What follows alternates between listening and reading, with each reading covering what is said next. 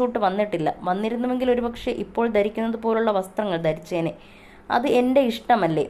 സുധിച്ചേട്ടൻ ഞങ്ങളുടെ കുടുംബത്തിൻ്റെ താങ്ങും തണലുമായിരുന്നു. അതുകൊണ്ട് തന്നെ അഭിനയിക്കാനോ ഫോട്ടോഷൂട്ടിനോ പോകേണ്ട ആവശ്യം അന്ന് എനിക്കില്ലായിരുന്നു. ഇപ്പോൾ എനിക്കറിയാവുന്ന പണി അഭിനയമാണ് എന്നു കരുതി ഞാൻ അഭിനയ സിംഹമൊന്നുമല്ല. അഭിനയത്തിൽ ശിശുവാണ്. അഭിനയം ഒട്ടുമറിയാത്ത ആളെ വിളിച്ച് ആളുകൾ അവസരം കൊടുക്കുമെന്ന് എനിക്ക് തോന്നുന്നില്ല. പിന്നെ ക്യാമറയ്ക്ക് മുന്നിൽ നിൽക്കാൻ ധൈര്യം വേണം. എന്നെ കുറ്റം പറയുന്നവർക്ക് അങ്ങനെ വന്ന് നിൽക്കാനുള്ള ധൈര്യമുണ്ടോ? മറക്കേണ്ട കാര്യങ്ങൾ മറച്ചാണ് ഞാൻ ഫോട്ടോഷൂട്ടിന് വസ്ത്രം ധരിക്കാറ്. പിന്നെ എൻ്റേത് നല്ല വയറാണ്. അത് കാണിക്കുന്നതിന് എന്താണ് കുഴപ്പം? എൻ്റെ വയർ എനിക്കിഷ്ടമാണ്. പ്രസവത്തിന് ശേഷം എൻ്റെ വയർ ചാടിയിട്ടില്ല. എനിക്കെൻ്റെ വയർ ഇഷ്ടമാണ്. അങ്ങനെ ചാടിയിരുന്നുവെങ്കിൽ ചിലപ്പോൾ ഞാൻ വയറ് കാണിക്കാൻ തയ്യാറാവില്ലായിരുന്നു. എൻ്റെ വയർ എന്തെങ്കിലും കുഴപ്പമുള്ളതായി തോന്നിയിട്ടില്ല. നമ്മുടെ അമ്മമാർ സാരി ഉടുക്കാറില്ലേ? അവരുടെ വയറ് കാണാറില്ലേ? അത് ഇത്ര വലിയ സംഭവമാണോ? വയറ് കാണൽ ചടങ്ങ് വരെയില്ലേ? അതുകൊണ്ട് തന്നെ നെഗറ്റീവ് പറയുന്നവരെ ഞാൻ മൈൻഡ് പോലും ചെയ്യാൻ പോകുന്നില്ല. നഗ്നയായി അഭിനയിക്കില്ല.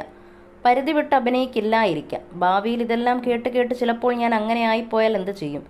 എന്തായാലും നല്ല രീതിയിൽ കേൾക്കുന്നുണ്ട്. മുന്നോട്ട് ഇങ്ങനെ തന്നെ പോകൂ. ഒഴുക്കിനനുസരിച്ച് വന്ന് പെട്ടതാണ്. അതുകൊണ്ട് തന്നെ ഇനി എന്നെ താഴെ ഇട്ടാലും എനിക്ക് വിഷയമല്ല. സുധിച്ചേട്ടനൊപ്പം ചില വീഡിയോകളിൽ ഞാൻ അഭിനയിച്ചിട്ടുണ്ട്. അത് കണ്ട് സുധിച്ചേട്ടൻ്റെ സുഹൃത്ത് അഭിനയിക്കാൻ ക്ഷണിച്ചിരുന്നു. പക്ഷെ അന്നൊന്നും ഞാൻ പോയില്ല. കാരണം എനിക്ക് സുധിച്ചേട്ടൻ്റെ താങ്ങായി നിൽക്കാനായിരുന്നു താല്പര്യം. ആദ്യ ഭാര്യ ഇട്ടിട്ട് പോയ ശേഷം സുധിച്ചേട്ടൻ്റെ അടുത്ത് വന്നവരെല്ലാം അഭിനയമോഹവുമായി വന്ന സ്ത്രീകളായിരുന്നു. എന്നെ കെട്ടാമോ, ഞാൻ മകനെ നോക്കാം എന്നൊക്കെ പറഞ്ഞ് പലരും സുധിച്ചേട്ടനെ സമീപിച്ചിട്ടുണ്ട്. പക്ഷെ അവർക്ക് അതിയായ അഭിനയമോഹവും ഉണ്ടായിരുന്നു. സുധിച്ചേട്ടനിലൂടെ അഭിനയത്തിലേക്ക് കയറാൻ പറ്റുമെന്ന് വിശ്വസിച്ചവരായിരുന്നു അവർ. പക്ഷെ സുധിച്ചേട്ടനും ഞാൻ അഭിനയിക്കുന്നതിനോട് താല്പര്യമായിരുന്നു. അവസരം വന്നിട്ടും അഭിനയിക്കാൻ പോകാത്തത് എന്താണെന്ന് സുധിച്ചേട്ടൻ തന്നെ ചോദിച്ചിട്ടുണ്ട്. അതുപോലെ സുധിയെ വെച്ച് റീച്ച് ഉണ്ടാക്കുകയാണ് ഞാനെന്ന് പറയുന്നവരോട് എന്നിട്ടും എൻ്റെ അക്കൗണ്ട് ബാലൻസ് എന്താണ് കൂടാത്തത്? ഞാൻ ഇനി യൂട്യൂബ് ചാനൽ തുടങ്ങാൻ പോവുകയാണ്. സുധിയെ വിറ്റ് കാശുണ്ടാക്കുന്നുവെന്ന് ഇത്രയും നാൾ കേട്ടു. ഈ പറയുന്നവരാണോ എനിക്ക് അക്കൗണ്ടിൽ പണം ഇട്ട് തരുന്നത്? എൻ്റെ കുടുംബം കഴിയണമെങ്കിൽ ഞാൻ ജോലിക്ക് പോകണം. പപ്പ വയ്യാത്ത ആളാണ്. എൻ്റെ വരുമാനം മാത്രമേ ഉള്ളൂ. ഇതൊന്നും ആർക്കും മനസ്സിലാവില്ല. പിന്നെ വിധവാ പെൻഷനുണ്ട്. ഇതിനു മാത്രം ഞാൻ എന്ത് ചെയ്തുവെന്ന് എനിക്കറിയില്ല. ഈ നെഗറ്റീവ് എല്ലാം കേട്ട് ഞാൻ നാളെ എന്തായി തീരുമെന്നും എനിക്കറിയില്ലെന്നും രേണു പറയുന്നു.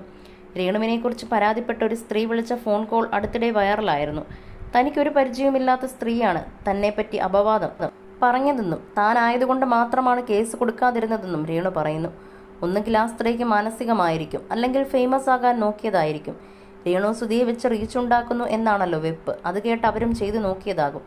ഈ സ്ത്രീയെ എനിക്കറിയില്ല. എന്നെ കുറ്റപ്പെടുത്താൻ അവർക്ക് എന്ത് യോഗ്യതയുണ്ട്? ഞാനും മനുഷ്യനാണ്.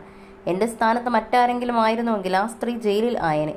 വോയിസ് കേട്ട് എന്നെ പോലീസ് പിടിച്ചുവെന്ന് ബന്ധുക്കൾ തെറ്റിദ്ധരിച്ചു. അവരെ മുന്നിൽ കിട്ടിയാൽ ഈ അവസരത്തിൽ ഞാൻ എന്തും ചെയ്തു പോകുമെന്നാണ് രേണു പറഞ്ഞത്.